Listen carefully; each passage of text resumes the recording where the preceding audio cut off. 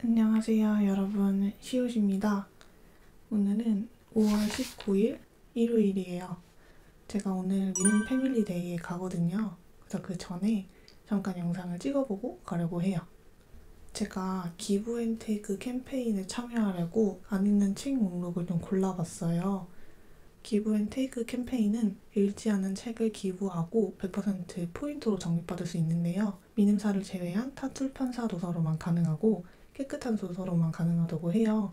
예를 들어 찰스 슈왑의 투자 불변의 법칙 책이 있는데 이거는 지금 값이 23,000원이거든요. 그러면 미님사에서 포인트로 23,000원을 주는 거예요.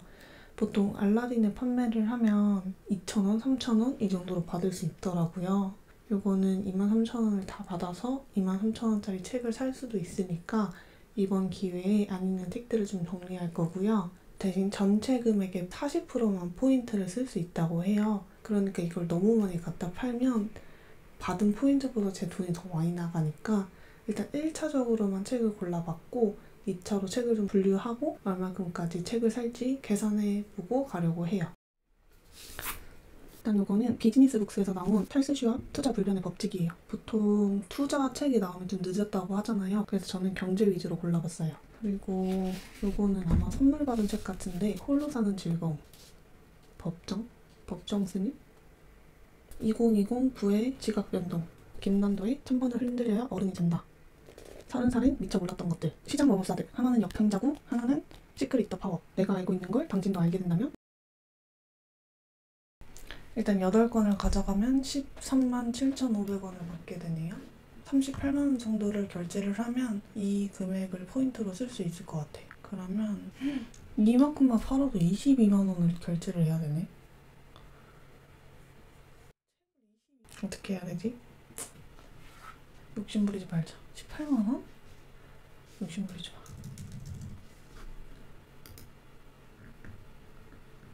일단 가서 확인을 해봐야겠어요. 가서 조금 찍어보고 와서 다시 카메라를 켜볼게요.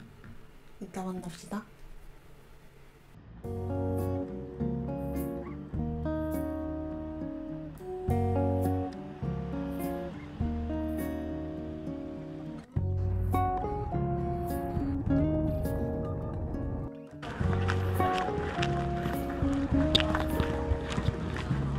아, 지금 번호표 안 받으세요? 네, 그 네이버 화면 보여주신 번호표 80번까지 앞으로 지금 80번대 80번까지 와주세요. 80번까지. 자, 120번까지 와주세요. 전화를 갖고 있잖아. 간다. 네, 간다. 예.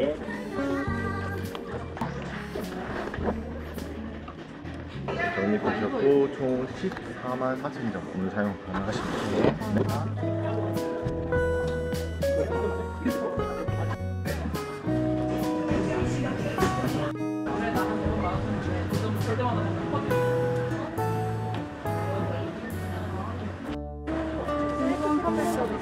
한번 할까?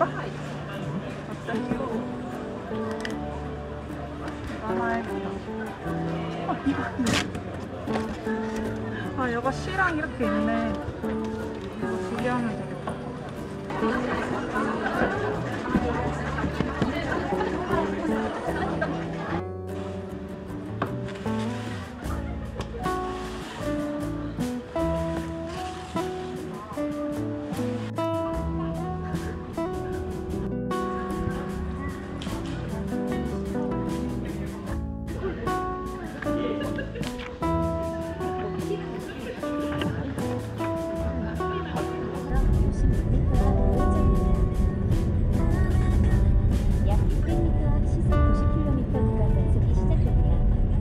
여러분, 미는 패밀리가 끝나고 집으로 돌아왔어요.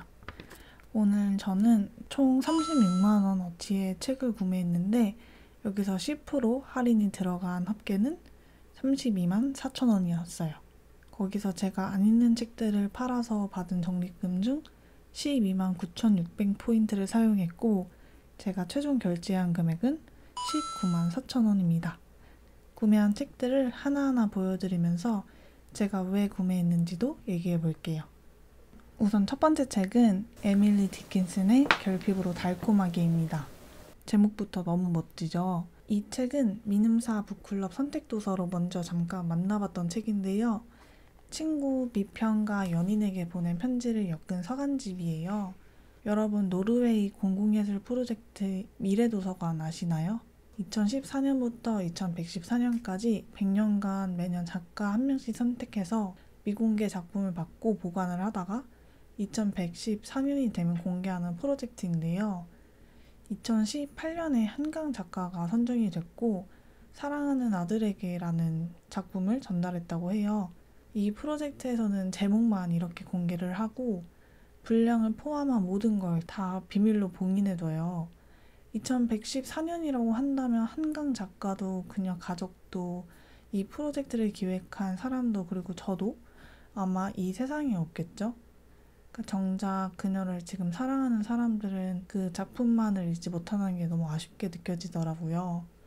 그런데 이렇게 이름 붙여지지 않은 미래 프로젝트는 언제나 존재했다는 생각이 들었어요. 디킨슨이 살아있었을 땐 시가 몇 편 익명으로만 발표됐었어요. 죽고 나서 가족이 발견한 시꾸러미가 출간됐고 그녀가 태어난 지 100년, 90년 후에야 시인으로 인정받기 시작했어요. 동시대 사람들은 사랑할 수 없었던 작품이 내 손 안에 올 수 있다는 사실이 그때 조금 다르게 느껴지더라고요. 세상의 모든 책을 읽지는 못하기 때문에 오래 사랑받았던 작품이나 미래 세대이기 때문에 읽을 수 있는 작품들을 좀 눈여겨보다가 구매하는 것 같아요.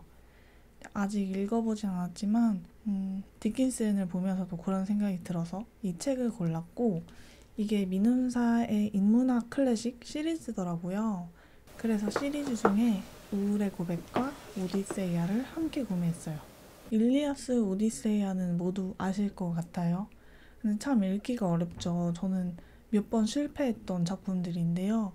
호메로스는 이제 불멸의 시인이라고 불리는데 이 작품은 무려 기원전 800년쯤에 정립이 됐다고 추정하고 있어요.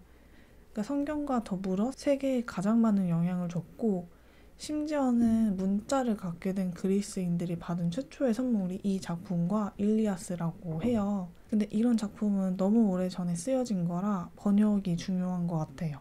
저는 한참 전에 번역된 오디세이아 책을 갖고 있는데 번역이 좀 아쉬웠어서 너무 오래전에 출간된 책이었어서 다시 구매하고 싶다고 생각하고 있었고 민음사에서는 비교적 최근에 번역된 이 작품이 있어서 골랐어요.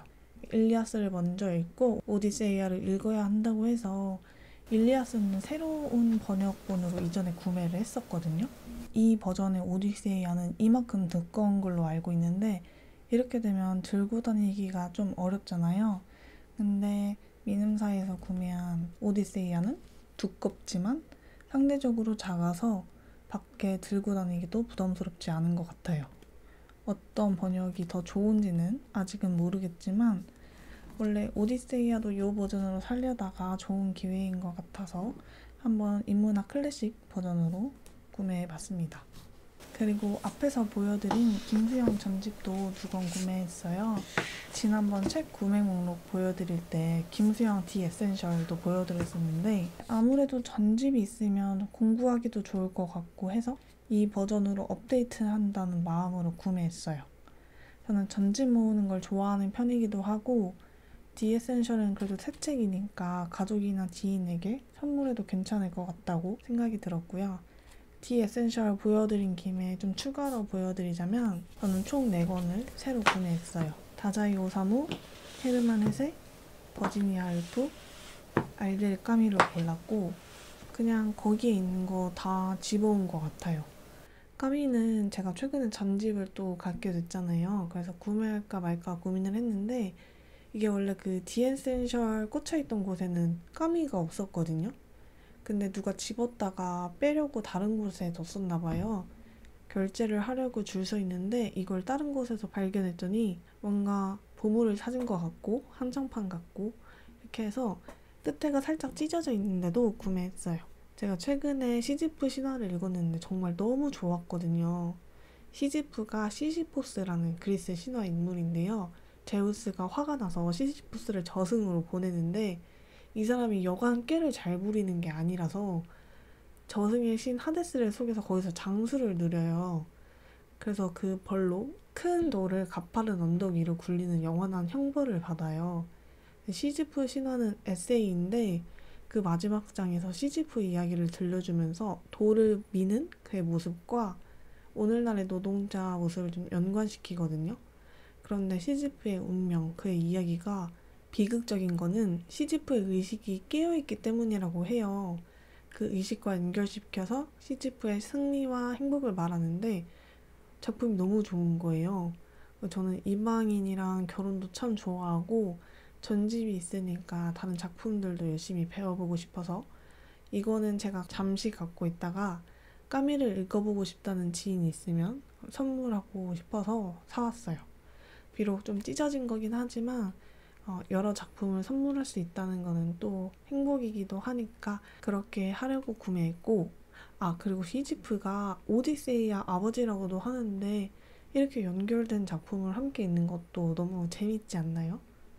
또 엄청 흥미로운 작품을 발견해서 구매한 게 있어요. 이 얼터너티브 드림은 한국 SF 대표 작가 단편선이라고 하는데 제가 SF를 별로 안 좋아해요. 근데 별로 안 좋아하는 이유가 잘 모르고 이해를 잘 못해서인 것 같아요. 한번 재밌게 읽어보고 싶은 장르인데 이게 나온 지 꽤 됐더라고요. 요즘 뜨는 SF 작가라든가 작품은 없어서 좀 낯설기는 한데 이 책 리뷰에 한국 SF의 시작이라고 하신 분이 있었어요. SF 검색했을 때 눈에 띄는 김초엽, 천선란, 베르나르 베르베르 이런 분들의 작품들은 좀 읽어봤어서 그 시작점에 있는 소설도 한번 읽어보고 싶었어요. 그래서 이것도 가져왔고, 제가 일시차 프로젝트라고 잃어버린 시간을 찾아서를 한 달에 한 권 읽고 있다고 말씀드렸었잖아요. 그게 총 13권이 있어서 올해 12권을 읽는 게 목표였는데 그걸 친구랑 같이 진행을 하고 있었어요. 근데 좀 저희 사정으로 2권에서 멈추게 됐고 그래서 혼자라도 다시 진행하려고 생각하고 있었어요. 한 달에 한 권 말고 좀 빠르게 전권을 읽고 싶어서 6권까지 구매했어요. 잃어버린 시간을 찾아서는 1에서 6권, 7에서 13권이 세트로 판매돼서 6권까지 샀고 7에서 13권은 6권 다 읽고 세트로 사려고요. 그 다음은 보르헤스의 논픽션 전집입니다. 이 전집이 총 3권이 있는데 1권인 아르헨티나 사람들의 언어, 그리고 2권인 영원성의 역사 이렇게 2개를 구매했어요. 제가 보르헤스는 잘 몰라서 설명드릴 수는 없을 것 같은데 며칠 전에 보르헤스를 공부한다는 분의 인스타를 봤는데 저도 보르헤스가 누군지 좀 알고 싶다는 생각이 들었었고 찾아보니까 한국에서는 픽션으로 더 유명한가 보더라고요. 제가 산 건 논픽션 전집 일부인데 한 권만 읽어보기에는 부족할 것 같고 다 사는 건 욕심일 것 같아서 2권만 일단 한번 구매를 했어요. 읽어보고 좋으면 추천드릴게요. 그리고 이제 4권 남았는데요. 하나는 제가 구매한 것들 중에 가장 비쌌던 독서의 즐거움입니다. 그 미님사 패밀리데이 가기 전에 인스타를 보는데 팔로우하고 있는 분들 중에 어제 패밀리데이에 가신 분 사진이 올라왔었어요. 구매한 책 사진 올리셨었는데 어떤 분이 댓글로 자기도 독서의 즐거움 찾고 싶었는데 어디 있는지 몰라서 구매를 못 하셨다는 거예요. 근데 저는 그런 얘기를 들으면 이상하게 혹하는 것 같아요. 그리고 드라마나 영화나 책에서 책 얘기하는 게 너무 재밌고 주인공이 글을 쓴다거나 책을 읽는다거나 하는 것도 재밌고요. 그래서 이 독서의 즐거움이라는 제목부터 끌렸는데 장르별 독서법도 있고 엄선된 고정 목록도 있다고 해요. 출판사 책 속의 문장 중에 딱 끌렸던 문장이 있는데 사실 독서는 훈련이다 라는 문장이에요. 편집자님이 쓴 건지 책 속 문장인지는 모르겠지만 저도 독서는 훈련이라고 생각하거든요. 물론 혼자서 많이 읽어보는 것 자체도 훈련이고 독서에는 지름길이 있다 없다 이런 얘기들이 많잖아요. 근데 저는 사람이 살아가는 시간도 유한하고 그 속에서 내내 독서만 하고 살 수도 없고 하니까 좋은 선생이 있으면 좋다고 생각하거든요. 저만의 생각이라기보다는 많은 사람들이 이렇게 생각하실 것 같아요. 좋은 선생이 꼭 독서법이라는 뜻은 아니에요. 좋은 책을 추천해주는 지인들, 유튜버들도 많고 함께 책을 이야기할 수 있는 사람들, 내가 조금 더 좋은 선택을 하게 해주는 요소들, 책을 더 이해하게 해주는 여러 생각들이 주변에 찾아보면 정말 많잖아요. 그런 걸 잘 활용할수록 이 유한한 독서 시간에서 어떤 무한함 같은 걸 찾을 기회가 더 많아진다고 생각했어요. 좋은 책은 또 다른 좋은 책으로 인도해준다고 하는데 이 책이 제게 어떤 책과 어떤 세상을 보여줄 수 있을지도 궁금하기도 하고요. 그 다음 책은 그냥 결제하려고 줄 서다 냉큼 집어온 장송 행진곡도 있고 마지막으로는 미시마 유키오의 봄눈 두 권입니다. 이거는 엄마랑 같이 읽으려고 두 권 골랐어요. 다른 출판사 편집자님 개인 인스타를 염탐하는데 이게 너무 재밌다고 얼른 다음 책도 번역됐으면 좋겠다고 하셔서 리뷰를 찾아봤는데 다들 너무 좋아하시는 거예요. 저는 이 작가도 이 작품도 처음 알았는데 풍요의 바다 시리즈 중에 첫 책인 것 같아요. 내가 모르는 어떤 세계가 있는 거지? 하고 장바구니에 넣어둔 건데 제가 미음사 패밀리데이 가기 전에 예스24 장바구니에 어떤 책을 담아놨었는지 한번 확인했거든요. 근데 거기에 한 30만 원어치 책이 있었는데 이게 유일한 미음사 책인 거예요. 그래서 미음사 패밀리데이 가서 사려고 메모장에 써두고 간 유일한 책이고요. 기대가 되기도 하고 얼른 재밌게 읽어서 여러분들께 자세한 내용 알려드리고 싶어요. 요즘 북클럽이다 뭐다 하면서 책을 진짜 많이 산 것 같아요. 그래서 계속 산 책만 보여드리니까 좀 부끄럽기도 하고 문학동네 북클럽이 이달의 책이라고 한 달에 한 권씩 책 큐레이션 해주고 같이 읽는 프로그램을 하잖아요. 저는 그 북클럽 시작할 때 이달의 책도 꾸준하게 참여해보려고 했는데 책 구매가 필요한 것들을 완전히 스톱하고 있는 책들 열심히 읽으면서 이렇게 구매 목록을 보여드리기보다는 좋은 책 소개 영상 찍어보려고 마음 먹고 있어요. 그러면 다음엔 좋은 책 들고 올 테니 다시 만나요. 끝까지 시청해주셔서 감사합니다. 안녕.